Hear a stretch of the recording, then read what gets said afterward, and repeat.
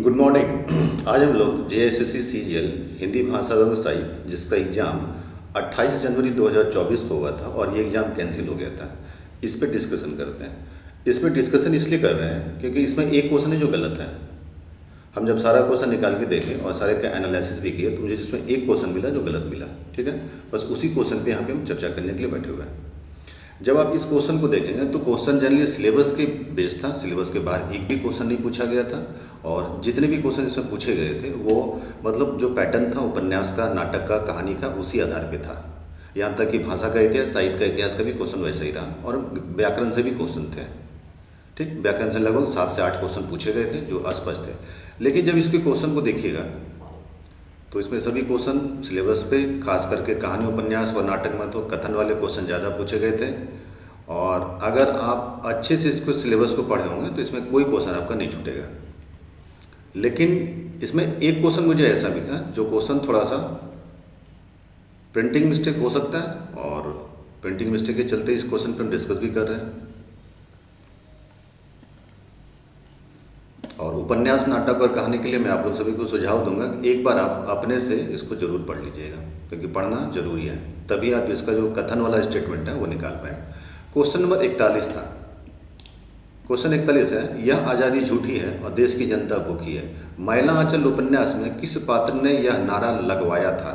ठीक है, अब यहाँ देखिए क्या लिखा हुआ, चलिचर कमचर, गौमाचर, डॉक्टर प्रशांत और कालीचर है। ठीक है, ये 4 ऑप्शन दिए हुए हैं। लेकिन जब आप इसका जो एनालिसिस पढ़िएगा पूरा उपन्यास का, रेणु रचना, और उसमें पूरा डिटेल निकाल के देखिएगा कि फणेश्वर नाथ रेणु की जितनी भी रचनाएं हैं और उस रचनाओं में जब इसको निकाल के पढ़िएगा तो पता चलेगा कि ये कथन जो है फणेश्वर नाथ रेणु का ही था, क्योंकि खुद रेणु जो थे उसके एक नागरिक थे, मेरीगंज के एक नागरिक थे।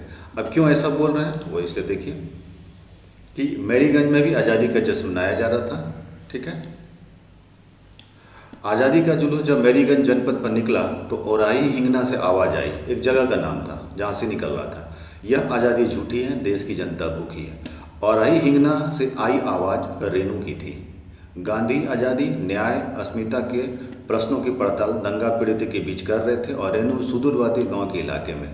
बदलते राजनीतिक हालात के बीच 1942 का सिपाही बलदेव मेरीगंज के मठ में शरण लेता है, चुन्नी गोसाई पार्टी छोड़ देता है और कालीचरण की नज़र में बलदेव बुजुर्गा हो जाता है। ठीक है, तो जब ये आप पूरा उपन्यास पढ़िएगा और इसको जब एनालिसिस कीजिएगा तो आप देखिएगा कि इसमें जो स्टेटमेंट था वो स्टेटमेंट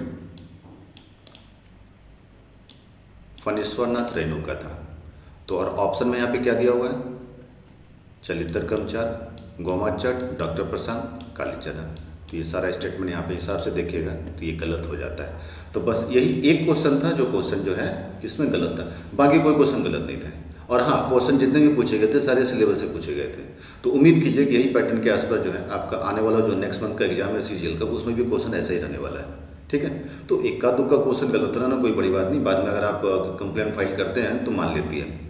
लेकिन जब जेपीएससी का देखते हैं तो जिसमें क्वेश्चन बहुत ज़्यादा गलत हो जाता है, 8-10 क्वेश्चन गलत होता है, वहाँ पे ऑब्जेक्शन होता है। और दूसरी बात, बताने के बावजूद भी जेपीएससी कभी कभी नहीं मानता है तो फिर गुस्सा भी आता है। जेएसएससी में ऐसा क्वेश्चन गलत होना थोड़ा संभावना कम रखता है। मैं जहाँ तक जेएसएससी का सारा क्वेश्चन एनालिसिस करता हूँ तो पता चलता है इक्का दुक्का क्वेश्चन गलत हो जाए तो वो मान्य है। हर एग्जाम, हर पीसीएस के एग्जाम में या कभी कभी एसएससी के एग्जाम्स में भी देखे हैं।